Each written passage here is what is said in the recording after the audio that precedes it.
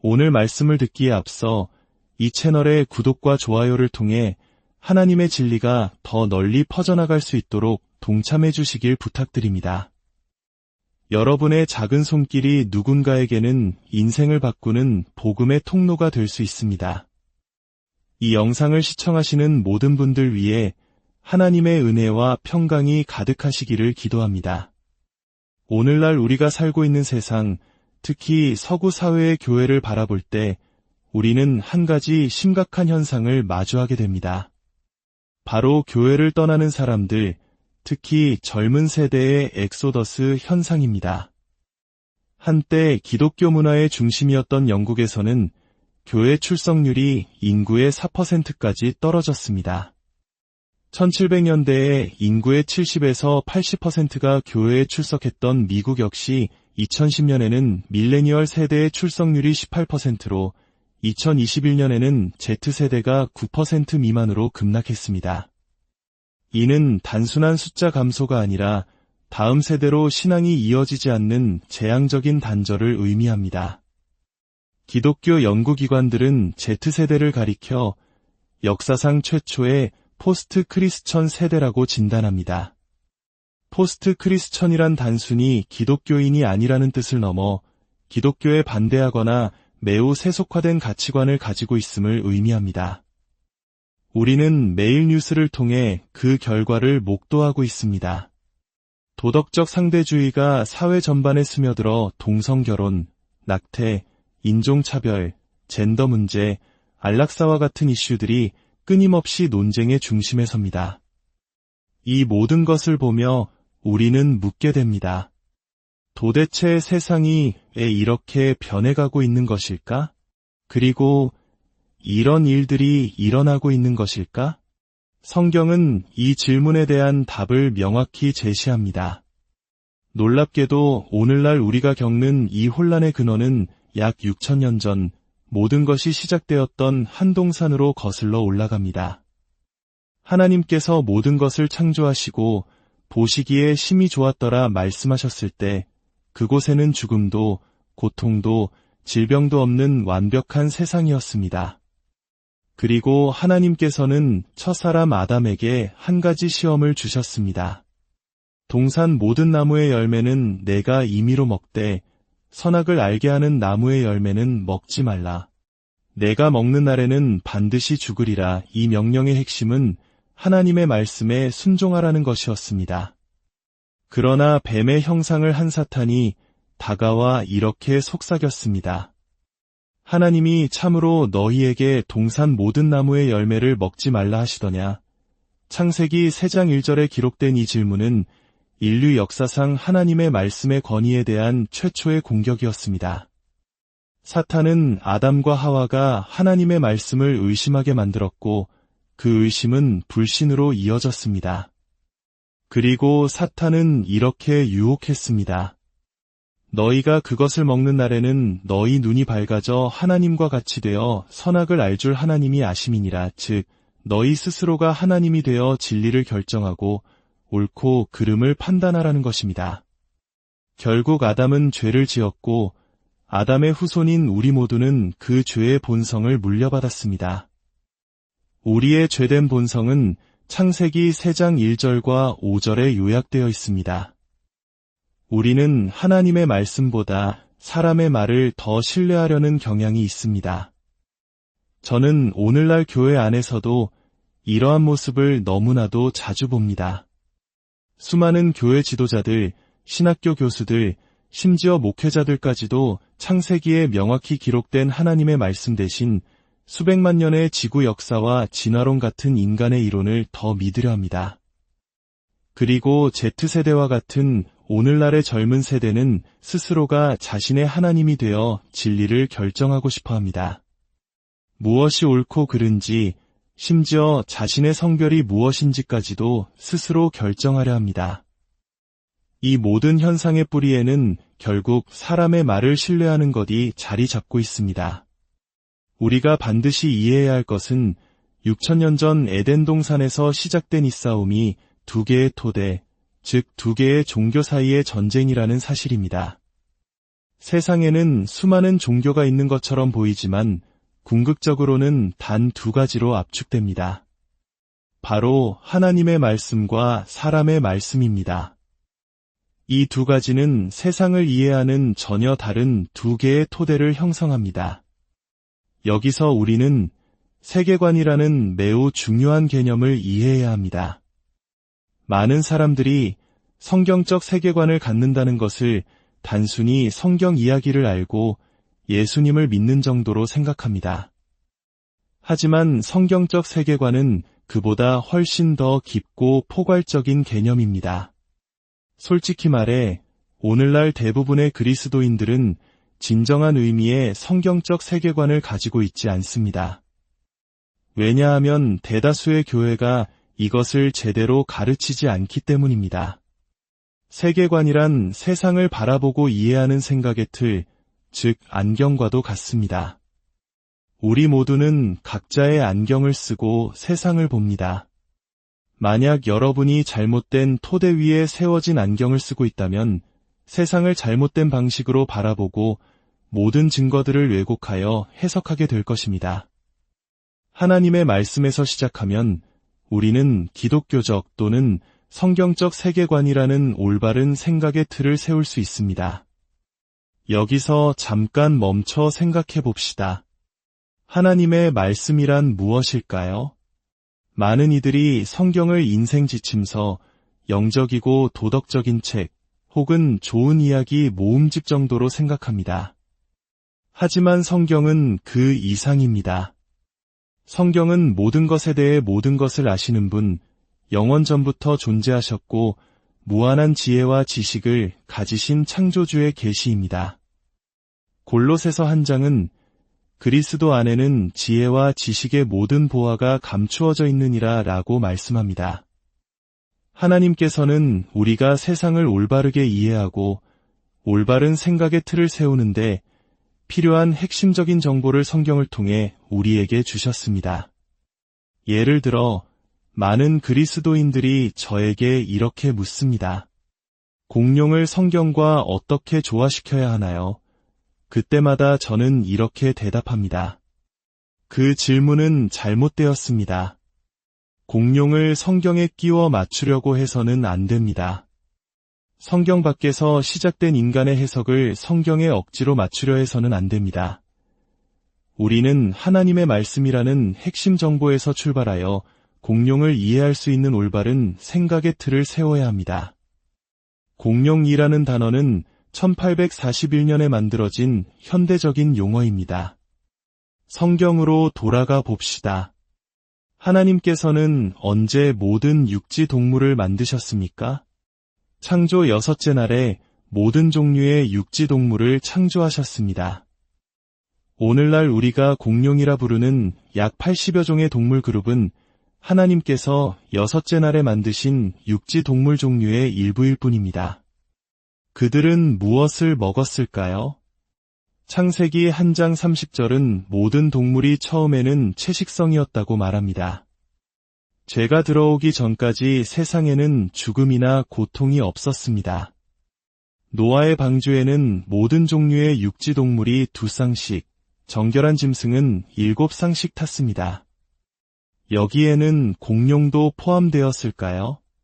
물론입니다. 모든 육지 동물의 종류가 방주에 탔으니 우리가 공룡이라 부르는 동물들도 포함되었을 것입니다. 방주에 타지 못한 동물들은 대홍수로 인해 죽었고 그중 다수가 화석이 되었습니다. 그러니 화석은 수백만 년 전의 것이 아니라 약 4300년 전 노아의 홍수 때 형성된 것이군요. 이것이 바로 성경적 세계관을 세워나가는 방식입니다. 죽음과 고통의 문제도 마찬가지입니다. 사람들은 사랑의 하나님이 계신데 어떻게 세상에 죽음과 고통이 존재할 수 있나요? 라고 묻습니다. 이 역시 성경 밖에서 시작하는 질문입니다. 하나님의 말씀에서 시작하면 우리는 죽음이 죄로 인해 세상에 들어온 원수이며 침입자임을 이해하게 됩니다. 우리가 지금 살고 있는 세상은 하나님께서 처음 만드신 완벽한 세상이 아닙니다. 우리와 아담이 망쳐버린 신음하는 세상입니다. 차이점을 아시겠습니까? 만약 하나님의 말씀이 아닌 사람의 말에서 시작한다면 여러분은 세속적인 세계관을 쌓게 됩니다. 그리고 우리 자녀들이 배우는 세속 교육의 교과서들은 바로 이 잘못된 토대와 잘못된 세계관 위에 서 있습니다. 많은 사람들이 여기에 기독교적인 내용을 조금 덧붙이면 괜찮을 거라고 생각하지만 대부분의 경우 그것은 불가능합니다. 올바른 세계관을 세우기 위해서는 올바른 토대에서부터 시작해야 합니다. 우리의 사명은 다음 세대가 올바른 토대와 올바른 세계관을 갖도록 양육하는 것입니다. 그래야만 그들이 모든 것을 그리스도인으로서 올바르게 생각하고 이해할 수 있습니다. 이것은 단지 화석이나 공룡, 죽음과 고통의 문제를 올바르게 보는 것뿐만 아니라 도덕과 옳고 그름에 대한 기준을 세우는 데에도 결정적입니다. 사람의 말에서 시작하면 누가 옳고 그름을 결정합니까? 바로 나 자신입니다. 모든 것이 상대적이 됩니다. 하지만 하나님의 말씀에서 시작하면 절대적인 권위를 가지신 하나님께서 옳고 그름을 결정하십니다. 오늘날 우리 사회가 겪는 동성결혼, 인종차별, 젠더 문제, 낙태와 같은 수많은 문제들을 바라볼 때 우리는 이 문제들을 근본적으로 이해해야 합니다. 성경적 세계관으로 생각하지 않는 많은 그리스도인들은 이 문제들을 각각 별개의 문제로 보고 어떻게 대처해야 할지 몰라 혼란스러워합니다. 하지만 올바른 토대 위에서 생각한다면 이 모든 문제들은 사실상 동일한 문제라는 것을 깨닫게 됩니다. 그것들은 모두 뿌리에 있는 근본적인 문제의 각기 다른 증상일 뿐입니다. 만약 이 모든 것이 같은 문제라면 해결책 또한 같다는 의미가 됩니다. 그렇다면 그 해결책은 무엇일까요? 그것은 바로 하나님의 말씀의 진리와 우리를 구원하시는 복음입니다. 창세기 1장부터 11장은 성경 전체의 기초이며 우리 기독교 세계관의 기초이고 모든 교리의 기초이며 복음의 기초입니다. 즉, 모든 것의 기초입니다. 오늘날 세상의 싸움은 바로 이 두 토대와 그로부터 파생된 두 세계관 사이의 충돌입니다.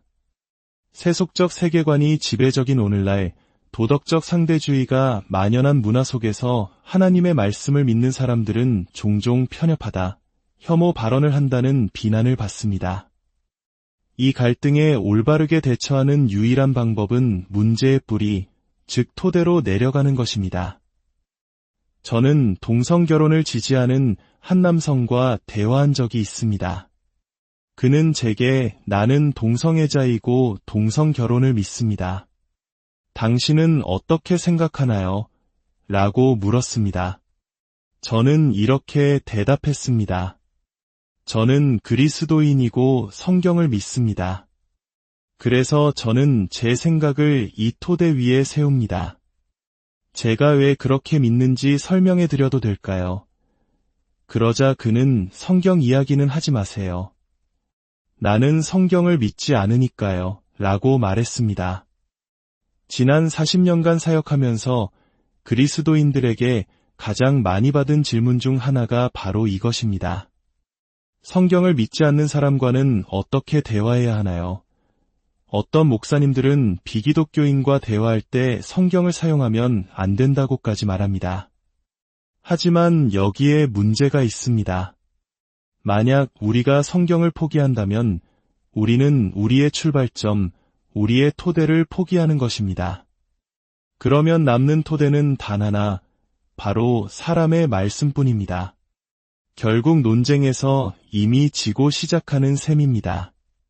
성경을 믿지 않는 사람에게는 다른 방식으로 접근해야 합니다. 저는 그에게 이렇게 질문을 던졌습니다. 왜 성경을 믿지 않으시나요? 학교나 미디어에서 과학이 성경을 반증했다고 배우셨나요? 당신은 누구이며 어디서 왔다고 믿으시나요? 옳고 그름은 어떻게 결정하시나요? 이렇게 근본적인 질문을 통해 대화를 토대의 문제로 가져가는 것입니다. 저는 LGBT에 속한 사람들과 대화할 때도 이렇게 말합니다. 저는 성경에서 시작하기 때문에 이렇게 믿습니다. 당신이 그 토대를 가지고 있지 않다면 당연히 저와 다른 세계관을 가질 것입니다. 그것을 이해합니다. 그렇다고 제가 당신을 미워하는 것은 아닙니다. 하지만 우리가 같은 토대를 갖기 전까지는 이 세계관의 갈등을 해결할 수 없습니다. 고린도후서 11장 3절에서 사도 바울은 우리에게 경고합니다. 뱀이 그 관계로 하와를 미혹한 것 같이 너희 마음이 그리스도를 향하는 진실함과 깨끗함에서 떠나 부패할까 두려워하노라. 사탄이 하와를 유혹했던 것과 똑같은 방법으로 우리와 우리 자녀들, 그리고 손주들을 공격할 것이라는 경고입니다. 그 방법은 무엇이었습니까? 바로 하나님이 참으로 말씀하셨느냐 고 물으며 하나님의 말씀의 권위를 공격하는 것이었습니다. 이 창세기 3장의 공격은 오늘날 우리 시대에 어떻게 나타나고 있을까요? 저는 그것이 1800년대에 시작되었다고 믿습니다. 무신론자들은 성경이 사실이 아니며 노아의 홍수와 같은 전 지구적 심판은 없었다고 주장하기 위해 수백만 년이라는 개념을 대중화했습니다. 화석지층은 수백만 년에 걸쳐 쌓인 것이라고 말입니다. 안타깝게도 당시 많은 교회 지도자들은 이 수백만 년을 창세기 한 장 1절과 2절 사이의 간격에 끼워 넣거나 하나님께서 진화를 사용하셨다고 말하며 타협했습니다. 그 결과 오늘날 사람들은 성경과 복음에 대해 이야기할 때 이런 질문들을 던집니다. 과학이 성경의 역사를 반증하지 않았나요? 하나님이 계시다는 증거가 있나요? 아담과 하와를 믿는다고요? 가인은 아내를 어디서 얻었죠? 화석지층이 수백만 년과 진화를 증명하지 않나요? 공룡은 수백만 년 전에 살다가 새로 진화한 것 아닌가요? 노아가 어떻게 그 모든 동물을 방주에 태울 수 있었죠? 이 모든 질문들은 사실상 창세기 1장부터 11장에 대한 공격입니다. 슬프게도 오늘날 많은 기독교 지도자들조차 창세기는 중요하지 않으며 진화론이나 수백만 년과 타협해도 괜찮다고 말합니다. 어떤 보수적인 목사님은 제게 창세기 주제가 교회의 분열을 일으킬 수 있으니 아예 다루지 않는다고 말했습니다. 하지만 만약 창세기 1장부터 11장이 모든 것의 기초가 맞다면 교회가 이것을 가르치지 않는 것은 심각한 문제입니다. 이제 우리는 무엇을 할 수 있을까요? 우리는 다음 세대가 올바른 토대 위에서 생각하고 세계관의 갈등을 이해하며 베드로전서 3장 15절의 말씀처럼 너희 속에 있는 소망에 관한 이유를 묻는 자에게는 대답할 것을 항상 준비하되 온유와 두려움으로 하고 라는 말씀대로 우리 믿음에 대한 논리적인 변증으로 무장하도록 양육해야 합니다. 모든 문제에 어떻게 대처해야 할까요? 어떤 문제이든 상관없습니다. 그 답은 항상 같습니다. 창세기 1장부터 11장에서 시작하라. 젠더 문제에 어떻게 대처해야 할까요? 창세기 1장부터 11장에서 시작해야 합니다. 성경은 창세기에서 하나님께서 자신의 형상대로 사람을 창조하시되 남자와 여자로 창조하셨다고 분명히 말씀합니다. 선택지는 단 2가지, 남성과 여성뿐입니다. 예수님께서도 마태복음 19장에서 결혼에 대해 질문받으셨을 때 사람을 지으신 이가 본래 그들을 남자와 여자로 지으시고 라고 말씀하시며 창세기의 역사를 확증하셨습니다. 과학 또한 이를 지지합니다. 남성은 XY, 여성은 XX 염색체를 가지며 이는 유전적으로 바꿀 수 없습니다. 그렇다면 유전적 문제들은 어떻게 설명해야 할까요? 이 역시 창세기 1장부터 11장에서 시작해야 합니다. 인간의 죄로 인해 더 이상 완벽한 세상이 아니며 유전 정보가 복제될 때 돌연변이라는 실수가 발생할 수 있습니다. 로마서 8장의 말씀처럼 피조 세계가 함께 탄식하며 고통받고 있기 때문입니다. 결혼 문제에 어떻게 대처해야 할까요? 역시 창세기 1장부터 11장에서 시작해야 합니다. 하나님께서는 아담을 흙으로 만드시고 그의 갈빗대로 하와를 만드셨습니다. 그리고 창세기 2장 24절에서 이러므로 남자가 부모를 떠나 그의 아내와 합하여 둘이 한 몸을 이룰지로다 라고 말씀하시며 최초의 결혼을 제정하셨습니다. 결혼을 만드신 분은 누구입니까? 바로 하나님이십니다. 정부나 법원이 아닙니다. 따라서 하나님께서 정하신 유일한 결혼은 한 남자와 한 여자의 결합입니다. 창세기의 역사는 결혼 교리의 근본적인 토대입니다. 낙태 문제에 어떻게 대처해야 할까요? 마찬가지로 창세기 1장부터 11장에서 시작해야 합니다. 사람은 하나님의 형상대로 창조되었습니다. 어떤 동물도 하나님의 형상대로 만들어지지 않았습니다. 인간은 단순한 동물이 아닙니다. 수정되는 순간부터 우리는 100% 완전한 인간이며 하나님의 형상을 지닌 존재입니다. 따라서 낙태는 수정된 순간부터 한 인간을 살해하는 행위입니다.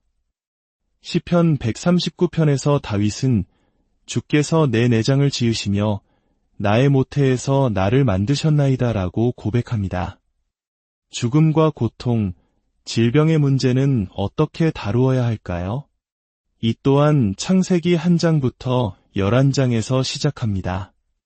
하나님께서는 모든 것을 심히 좋게 만드셨습니다.